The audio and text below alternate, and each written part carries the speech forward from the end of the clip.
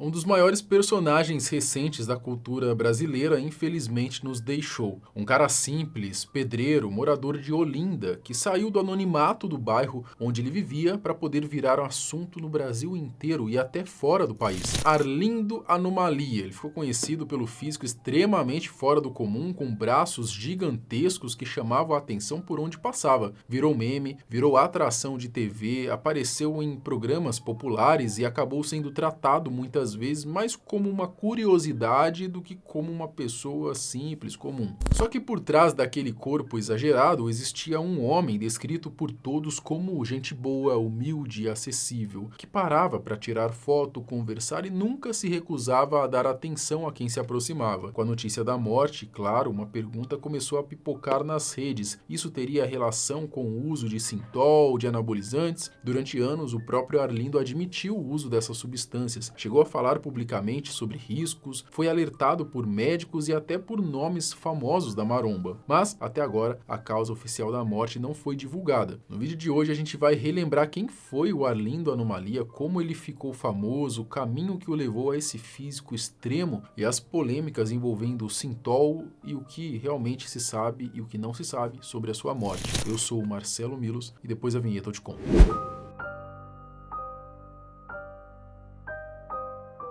Na noite da última terça-feira, dia 13, fomos pegos de surpresa por uma notícia triste. O Arlindo de Souza, conhecido popularmente como Arlindo Anomalia ou Popeye brasileiro, ele faleceu aos 55 anos em sua cidade. Relativamente novo, convenhamos. Morador bastante conhecido no bairro de Águas Compridas, em Olinda, o pedreiro ganhou projeção nacional e até internacional por volta de 2014, quando ele passou a chamar a atenção da imprensa estrangeira por conta de um físico, digamos assim, fora do comum. Com um shape totalmente fora do padrão, Arlindo começou a chamar a atenção primeiro no próprio bairro onde morava, exibindo com orgulho seus bíceps que chegavam a impressionantes 73 centímetros. Ele se tornou uma figura tão popular que frequentemente parava na rua para tirar fotos com quem o reconhecia, sempre tratando todos com muito carinho. Com essa popularidade crescente, não demorou para que ele fosse convidado a participar de vários programas da TV brasileira, marcando presença em atrações como o programa do Silvio Santos, Hoje em Dia, Super Pop. Alguém apareça, não é possível, 70... É verdade, é realmente fora do comum, realmente. 73. Levantado assim, sem malhar. E arriado, 67. Sim, pô, não, ninguém vai aparecer.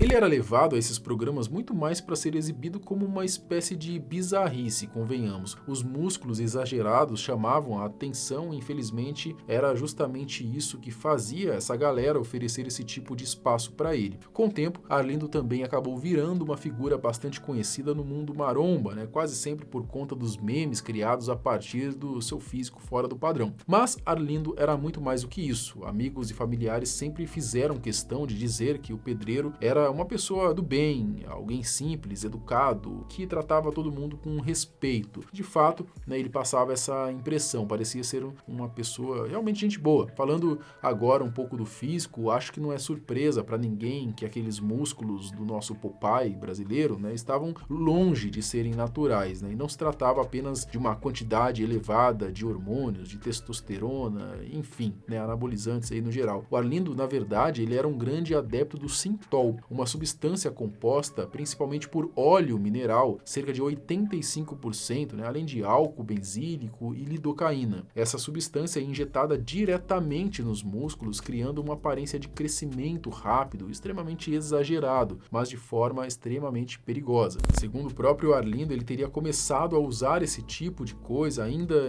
com seus 20 e poucos anos. Sendo bem sincero, é bem provável que quando ele dizia isso, ele estivesse se referindo ao uso de anabolizantes comuns. O uso do Sintol deve ter começado aí um pouco mais tarde, eu acredito.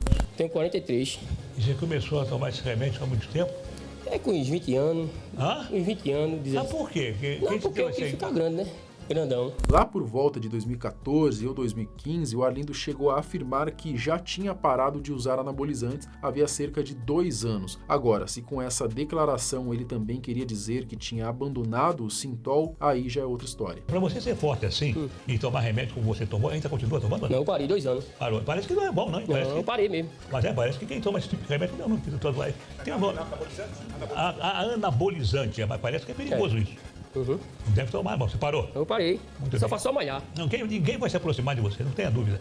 Vale lembrar que o Sintol, ele não é um hormônio, ele não é um anabolizante em si, né? Ele é um óleo mesmo que alguns atletas, inclusive, usam para preencher um pouco o músculo, daquele aspecto mais volumoso. É claro que eles usam em quantidade extremamente baixa, né? Só para poder corrigir, digamos assim, algumas assimetrias. É bem comum atletas fazerem, eles chamam de atletas montados, né? Mas o que o Arlindo fazia era algo extremamente exagerado e por isso dessa aparência estranha que não tem nada a ver com a anatomia do músculo em si. Como eu comentei, né, lá no começo, a fama do Arlindo atravessou fronteiras. Em 2014, por exemplo, em uma entrevista concedida ao site norte-americano Huffington Post, ele admitiu que fazia as aplicações por conta própria e reconheceu, sem rodeios, os riscos envolvidos nessa prática. Na mesma entrevista, o Arlindo contou que um amigo havia morrido justamente por complicações causadas pelo uso excessivo dessas mesmas substâncias. E agora, com a notícia da morte dele, era inevitável que muita gente começasse a ligar uma coisa a outra, apontando o Sintol como